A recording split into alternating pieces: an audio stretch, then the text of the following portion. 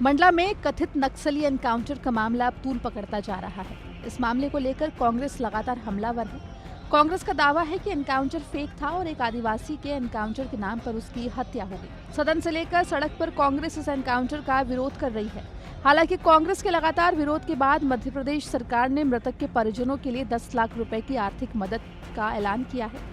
माननीय अध्यक्ष महोदय, आपके माध्यम से सदस्यों की जो भावना है, घटना हुई कैसे हुई, क्या हुई, जांच का विषय है। इसके पहले भी एक देवगांव बालाघाट के अंदर इस प्रकार की घटना घटी थी और वहां पर जाम सिंह की मृत्यु हुई थी। क्योंकि बॉर्डर पे था तो छत्तीसगढ़ और मध्य प्रदेश सरकार ने दोनों ने बड़े बेटे को नौकरी दी और छोटे को नौकरी दी।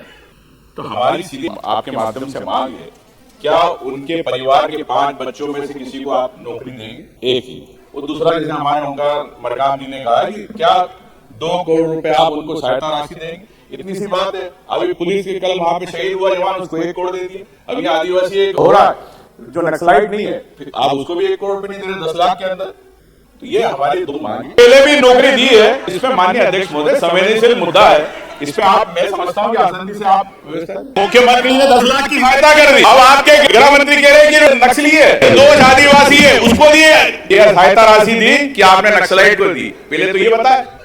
एक निर्दोष आदमी है, सरकार या 10 लाख रुपए दे रही है तो आप जांच की बात हो रही है, सीधे नौकरी की बात हो रही है। जांच में वो मृतक निर्दोष निकला तो सरकार 1 करोड़ का मुआवजा और सरकारी नौकरी भी देगी। इस मामले में मंडला कलेक्टर ने मृतक की पत्नी बिसरो बाई को 10 लाख रुपए का चेक भी दे दिया है। फिलहाल इस कथित एनकाउंटर को लेकर सरकार बैकफुट पर आ गई है।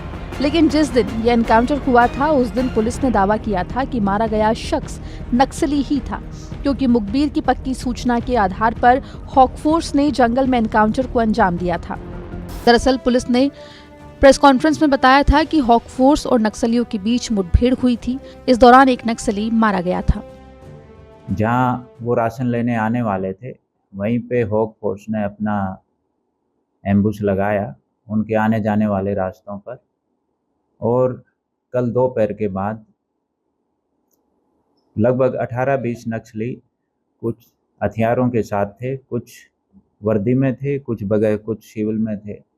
वो नक्सली वो सामान लेने आए और फिर जब नक्सली सामान लेने आए तो पुलिस ने उनको सरेंडर करने के लिए कहा।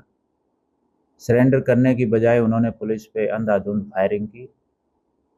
पुलिस ने भी सेल्फ डिफेंस में फायरिंग की।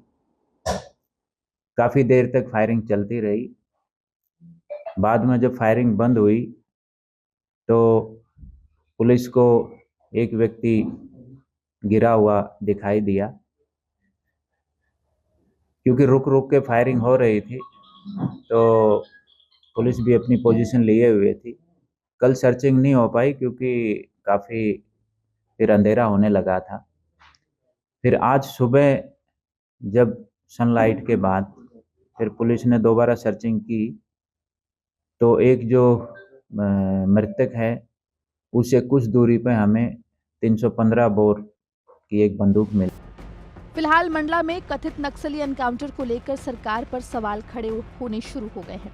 पुलिस का दावा था कि कथित एनकाउंटर में मारा गया शख्स नक्सली है, लेकिन सरकार की तरफ से मुआवजे के ऐलान के बाद सवाल उठने शुरू हो गए। सियासी जानकार कह रहे हैं कि जब मारा गया शख्स नक्सली था तो सरकार की तरफ से मुआवजा क्यों दिया गया। आपको बता दें कि मंडला के कान्हा टाइगर रिजर्व में हॉक फोर्स ने 9 मार्च को एक कथित मुठभेड़ में एक नक्सली को ढेर करने का दावा किया था। इसको लेकर सरकार की तरफ से कई मंत्रियों ने हॉक फोर्स की पीठ भी थपथपाई थी। मृतक की पहचान खटिया नारंगी गांव के खसरे टोला निवासी हीरन सिंह के रूप में हुई थी। इस मामले में नक्सलियों के 2 सहयोगियों को भी गिरफ्तार करने का दावा किया गया था। मृतक आदिवासी समुदाय बैगा जनजाति का है। हालांकि कांग्रेस शुरू से ही इस मुठभेड़ पर सवाल उठाती नजर आई है।